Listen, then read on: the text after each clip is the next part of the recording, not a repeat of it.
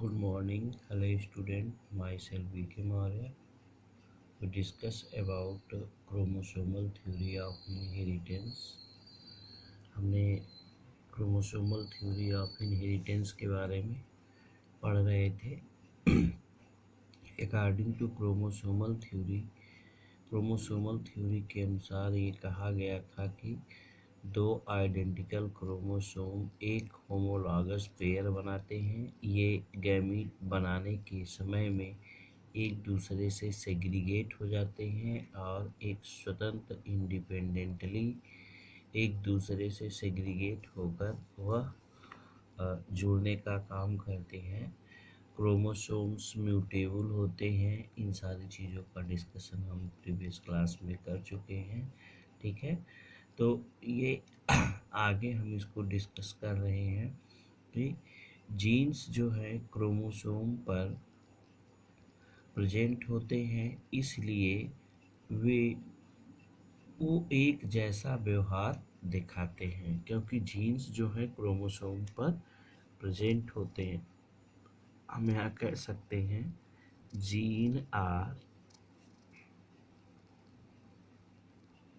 Present on chromosome.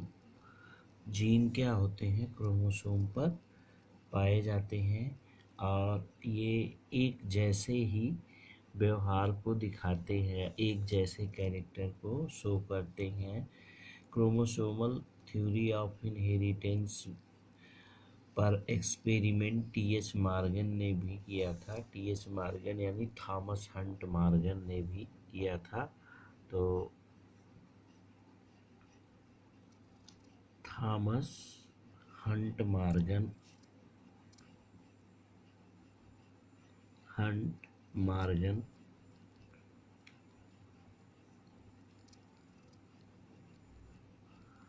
Thomas Hunt Morgan ने chromosomal theory of inheritance पर experiment किया था. उन्होंने अपना एक्सपेरिमेंट ड्रासोफिला मेलानोगास्टर पर किया था. इन्होंने अपना एक्सपेरिमेंट किस पर किया था,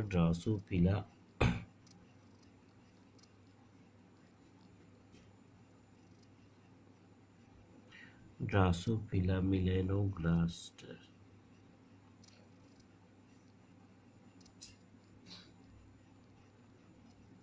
ड्रासोफिला मेलानोगास्टर ये एक फ्रूट फ्लाई थी जिस पर उन्होंने अपना एक्सपेरिमेंट किया था. इन्होंने इसको इसलिए सिलेक्ट किया क्योंकि ये जल्दी ब्रीड करते हैं. ठीक है ना, इसमें इसका ड्रासोफिला मेलानोगास्टर फ्रूट फ्लाई, ये जो है फ्रूट फ्लाई, इन्होंने इसको इसलिए चुना क्योंकि ये इसका सबसे बड़ा रोल होता है कि ये इसमें ब्रीडिंग क्या होती है, फास्ट होती है. इसमें क्या होती है, ब्रीडिंग फास्ट होती है. दूसरा कारण ये है कि इनका जो जनरेशन या लाइफ साइकिल होती है वो 12 से 14 घंटे की होती है. दूसरा कारण ये था कि इनका जो लाइफ साइकिल होती है वो क्या होती है, छोटे समय की होती है. लाइफ साइकिल इसको हम कह सकते हैं कि 12 से 14 दिन की इनकी लाइफ साइकिल होती है, इसलिए इनको सेलेक्ट किया. ब्रीडिंग हम इसमें पूरे साल करवा सकते हैं. इसमें breeding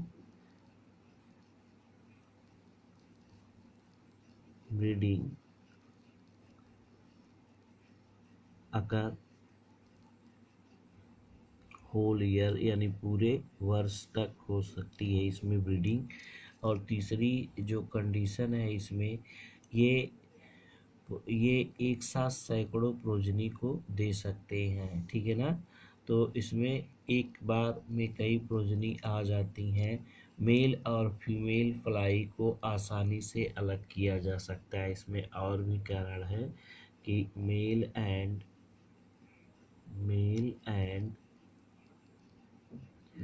female fly identified easily, आसानी से ये अलग किए जा सकते हैं। मेल और फीमेल फ्लाई इनमें आसानी से क्या किया जा सकता है, यानी कहा गया कि टी.एच. हंट मार्गन या थॉमस हंट मार्गन ने अपना experiment chromosomal theory of inheritance के बारे में उसको सिद्ध करने के लिए ड्रोसोफिला मेलानोगास्टर फ्रूट फ्लाई पर एक्सपेरिमेंट किया था। इन्होंने इसको सेलेक्ट इसलिए किया था कि इसमें ब्रीडिंग जो है बहुत तेज़ होती है, लाइफ साइकिल इनकी 12 से 14 दिन में समाप्त हो जाती है।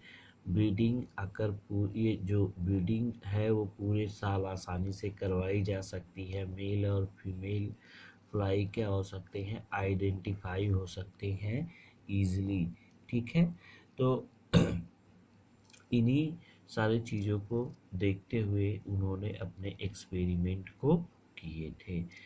हाँ, मॉर्गन ने जब अपने एक्सपेरिमेंट ड्रोसोफिला फ्रूट फ्लाई पर किए तो उन्होंने कई चीज़ों को ऑब्जर्व किया। He observe that two gene did not, उनका ऑब्जर्वेशन क्या था, थॉमस मॉर्गन हंट का, टी.एच.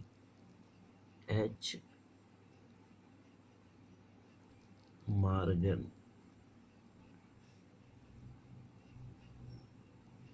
ऑब्जर्वेशन, इनका ऑब्जर्वेशन क्या था, उन्होंने ऑब्जर्व किया था कि the two gene did not, the two gene did not segregate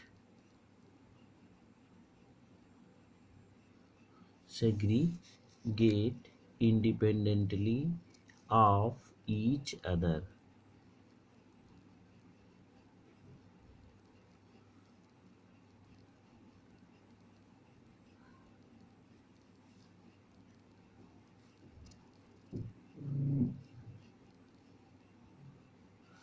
independently, यानी उन्होंने कहा था कि दो जीन जो है वो कभी भी स्वतंत्र रूप से एक दूसरे से अलग नहीं हो सकते।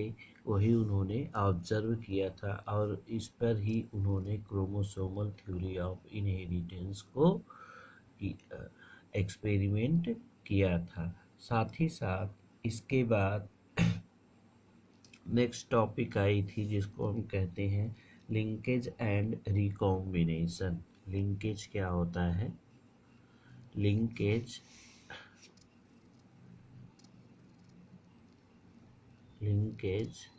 And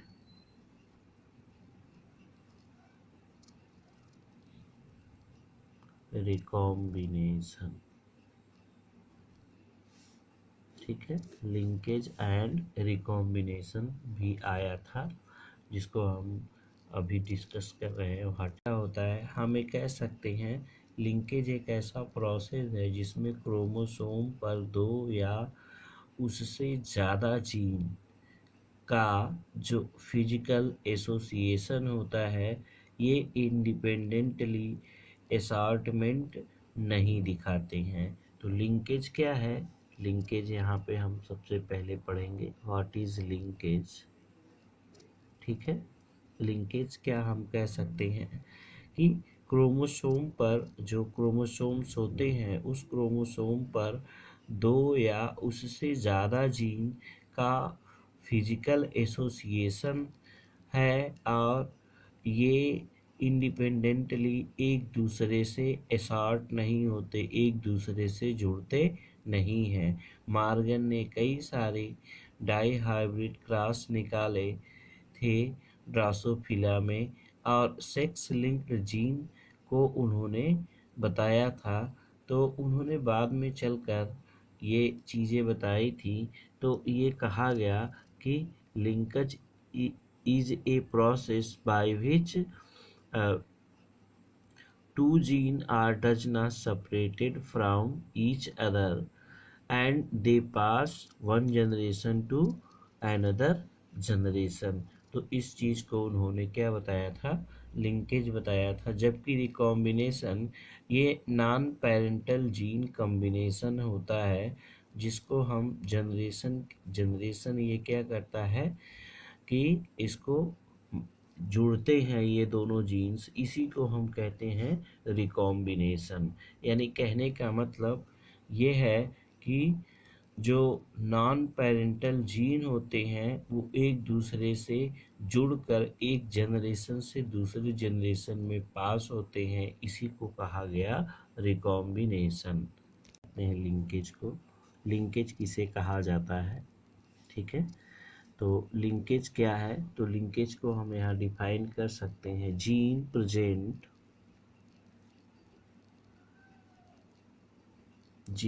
present on the same chromosome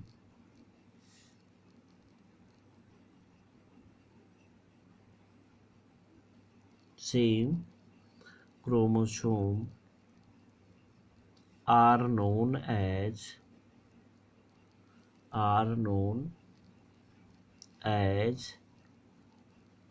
linked gene, ठीक है ना। कह सकते हैं लिंकेज हम किसे कहते हैं कि जीन, जो भी जीन एक क्रोमोसोम पर प्रेजेंट होते हैं उसी को हम लिंक्ड जीन कहते हैं। इस चीज को Morgan coined the term linkage. Morgan ने, यहाँ पे हम कह सकते हैं मार्गन क्वाइंड द, मार्गन ने ही डिस्कवर्ड किया था, coined the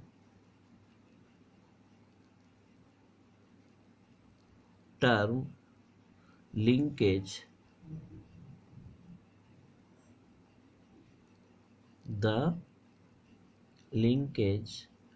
two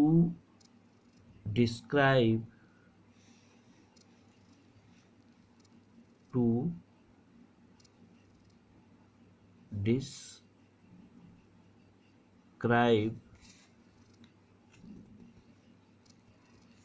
this physical association,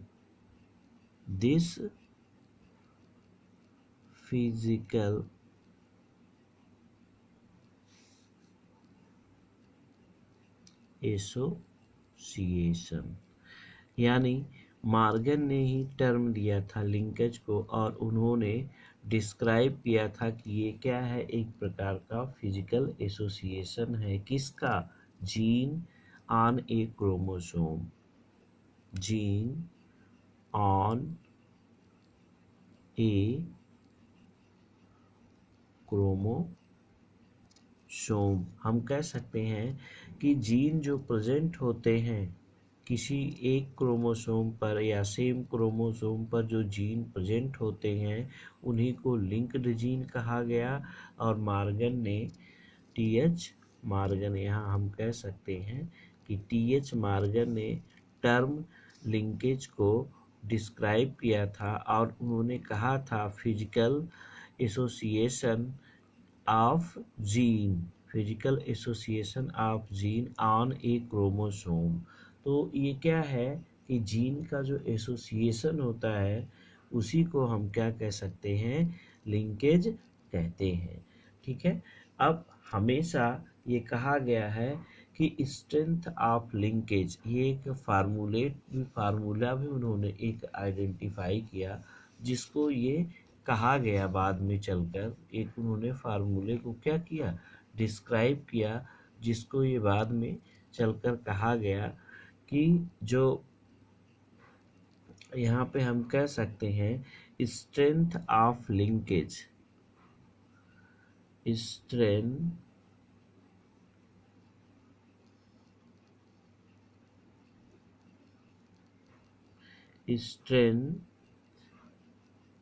of linkage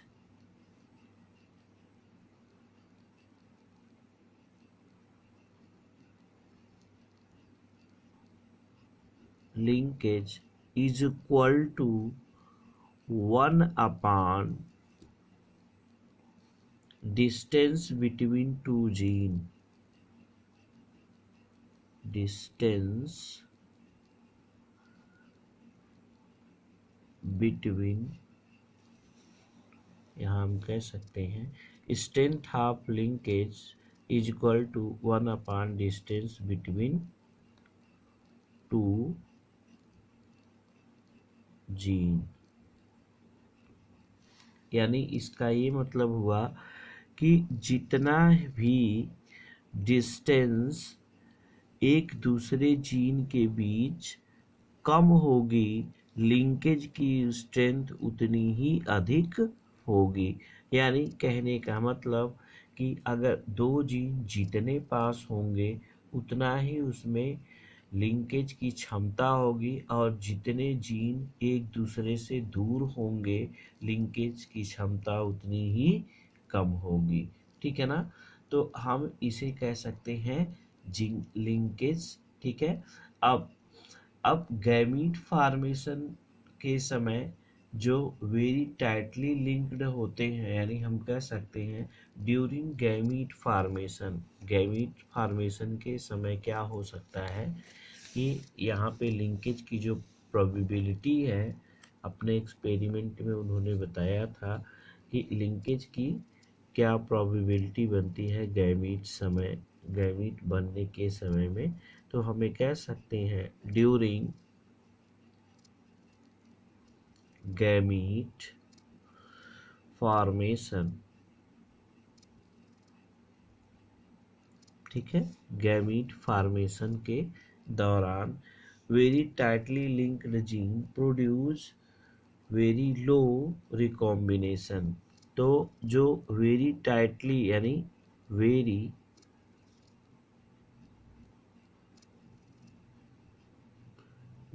tightly linked gene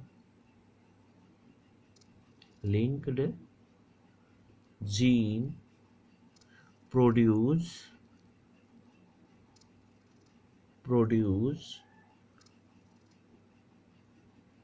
low percentage of recombination। यानी अगर जितना भी ज़्यादा लिंकेज होगा रिकॉम्बिनेशन की संभावना उसमें उतनी ही कम होगी। ठीक है।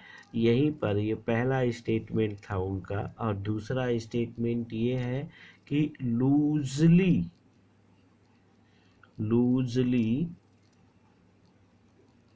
कनेक्टेड या लूजली लिंक्ड जीन,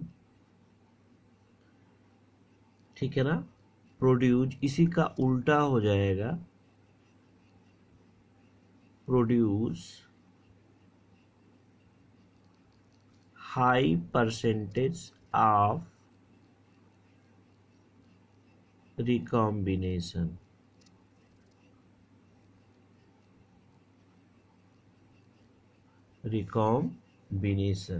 ठीक है ना।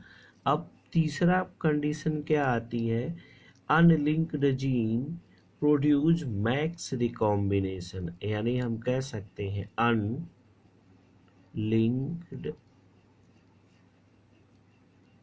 Gene produce maximum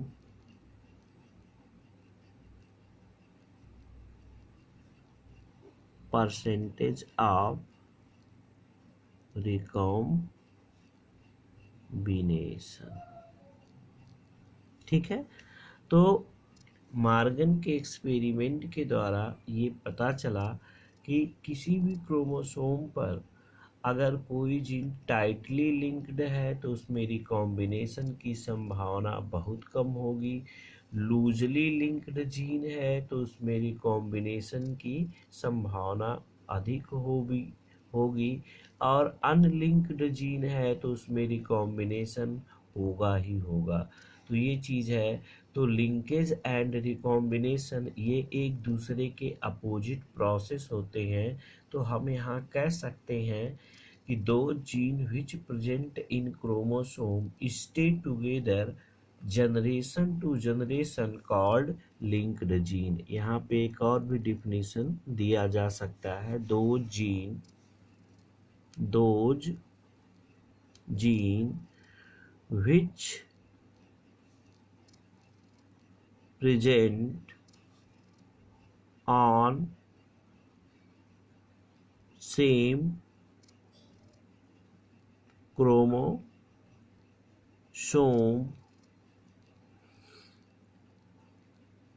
chromosome which stay together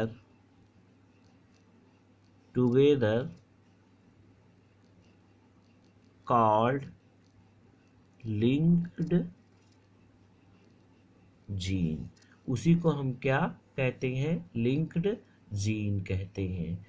and यहीं पर हम आपको एक और चीज बता देते हैं, उसी को हम क्या कहते हैं, लिंक्ड जीन कहते हैं। ठीक है, तो ये और रिकॉम्बिनेशन किसे कहा जाता है कि recombination, the combination of new parental gene is known as recombination. यहाँ पे हम कह सकते हैं the combination of two different parental gene is called as recombination. तो I hope you understand what is linkage and what is recombination. तो next day हम थोड़ा सा इस पे चर्चा करके सेक्स डिटर्मिनेशन को पढ़ेंगे। ठीक है, तब तक के लिए धन्यवाद।